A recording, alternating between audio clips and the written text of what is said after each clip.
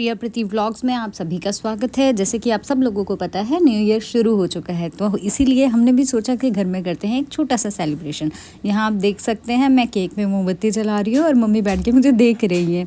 मैं बड़ी खुश थी इस टाइम पे, क्योंकि यूजुअली हम न्यू ईयर कभी बाहर सेलिब्रेट करने नहीं जाते हैं। हम हमेशा छोटा सा सेलिब्रेशन एक घर पर ही करते हैं। यहाँ देखो मैं चाकू ढूंढ रही थी, मुझे चाकू नहीं मिल रहा था और मम्मी केक की प्लेट लेके बैठ गई थी और फाइनली मुझे चाकू मिल गया। हमने केक काटा और ये केक सच में बहुत अच्छा था। ये मेरी दोस्त ने मुझे केक भेजा था रात को और ये इतना टेस्टी था कि हमने आधे से ज़्यादा केक तो रात में ही खा लिया। उसके बाद आई एक दूसरे को केक खिलाने की बारी। हमने बहुत प्यार से एक दूसरे को केक खिलाया और केक खिलाने के बाद बारी आई मम्मी की मुझे केक खिलाने की। जैसे ही मम्मी मुझे केक खिलाने लगी, आप सभी लोग देखिएगा कि ये क्या हुआ और ये केक गिर गया। और मैंने बोला यार मम्मी, पहला न्यू ईयर है, 2024 स्टार्ट हो रहा है और आपने पहली ही बाइट गिरा दी है।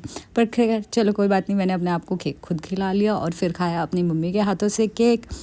एंड उसके बाद फिर मैंने प्रीति को भी बोला कि तेरी बारी आ गई है, तू भी अब केक खा ले। और वो भी कैमरा के पीछे से आती है केक खाने के लिए। यहाँ प्रीति भी केक खा चुकी है और केक खाने के बाद हमारे दिमाग में आया एक खुराफाती आइडिया कि चलो चल के अब पटाखे जलाते हैं। और हम गए नीचे और नीचे सच में बहुत ज़्यादा ठंड थी। इस टाइम मैं जोश जोश में नीचे पहुँच तो जाती हूँ, पर उसके बाद ऊपर आने के बाद मेरी कुल्फ़ी जम जाती है, इतनी ज़्यादा ठंड थी। फिर जैसे ही हम नीचे पहुँच के हमने फुलझड़ियाँ जलाने की कोशिश करी, पर पता नहीं इन फुलझड़ियों के साथ क्या दिक्कत थी, ये जल ही नहीं रही थी। हम काफ़ी देर तक ट्राई करते रहे कि ये जल जाएगी और लिटरली हमें एक एक अनार जलाने में 15 मिनट लग रहा था। पर भगवान की कृपा से हमारा अनार जल गए थे और हमने बहुत एंजॉय किया और बहुत सारे पटाखे जलाए।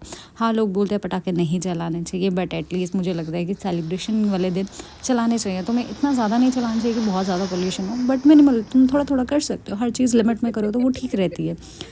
और यहाँ देखो, यहाँ पे हमारी मोमबत्तियाँ जल्दी बंद हो चुकी थी, तो हमने जो उनके पैकेट्स थे, उनका गत्ता था, उन्हीं को आग लगाना शुरू कर दिया था और उसी आग से हम अनार जलाने की कोशिश कर रहे थे। अब इतना सारा मीठा खाने के बाद मैंने सोचा कि चलो यार अब एक गिल्ट फ्री ड्रिंक बना लेते। तो मैंने अपने लिए बनाई थी सिनेमन टी। सिनेमन टी के बहुत सारे बेनिफिट्स हैं। आप इसको रात को सोते टाइम पी सकते हो, सुबह उठ के भी पी सकते हो खाली पेट, और ये वेट लॉस में बहुत ज़्यादा हेल्प करती है। और ये अगले दिन की क्लिप है। सुबह उठ के मैं मौसम का जायज़ा ले रही थी, मौसम बहुत ठंडा था और पी रही थी साथ में एक बड़ा जार गर्म पानी। और साथ में मैंने देखा कि मेरा फेस तो अभी थोड़ा ग्लो कर रहा है, पर बाल सफ़ेद हो चुके हैं। उसके बाद मैं निकल गई थी अपनी शादी की शॉपिंग के लिए। शादी की शॉपिंग के लिए भी एक बहुत अच्छा व्लॉग आने वाला है, उसमें मैं आपको दिखाऊंगी कि मैंने अपना कैसा लहंगा फ़ाइनल किया। और ये देखिए सनम पहुंच गए हैं मुझे पिक करने के लिए और हम दोनों निकल गए थे यहाँ से अपनी शादी की शॉपिंग करने के लिए। शादी की शॉपिंग में हमारे घर वालों ने हमें खुद ही भेज दिया था कि तुम जाओ अपना शॉपिंग करो, हमें तुम्हारे साथ इन्वॉल्व नहीं होना है, क्योंकि उन्हें पता था कि मैं बहुत ज़्यादा घूमने वाली हूँ और मम्मी पापा को ऑलरेडी बहुत काम थे, तो वो अपने काम करने चले गए थे और मैं और सनम चले गए थे लहंगे की शॉपिंग करने। और फाइनली ये प्लेस है घर शगनादा, जहाँ से मैंने अपना लहंगा लिया था। और मैं आपको दिखाऊंगी कि 10 लाख का लहंगा कैसा दिखता है। मैंने लिया है अपनी शादी के लिए 10 लाख का लहंगा।